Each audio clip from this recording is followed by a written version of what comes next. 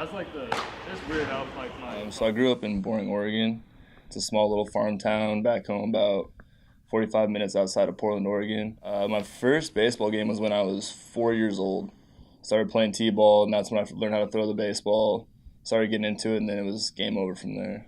Growing up in Oregon, Dwyer always wanted to play for Oregon State. I always wanted to go to Oregon State when I was growing up, just because both my parents went there.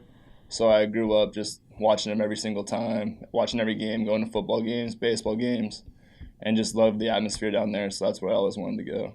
Unfortunately, Dwyer suffered an injury that changed that dream. Going into my season, I was about 5 weeks in, and I was throwing really well, and they were coming to my games that week, and suffered my first torn UCL, popped it, and then after that, Oregon State was the first school to call me and say, "Hey, heard about your injury.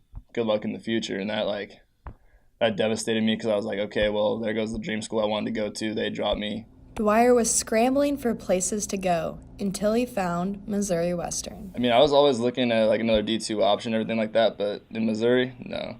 I didn't even know where St. Joseph, Missouri was. I barely even knew where Missouri was on a map before I came out here. Even though it wasn't his plan to come to Missouri, the team was very excited to have him. Like anytime that you get like a recruit coming in that you hear good things about, and whether it's due to personal circumstances or injuries, they end up coming here instead of someplace better they could have gone.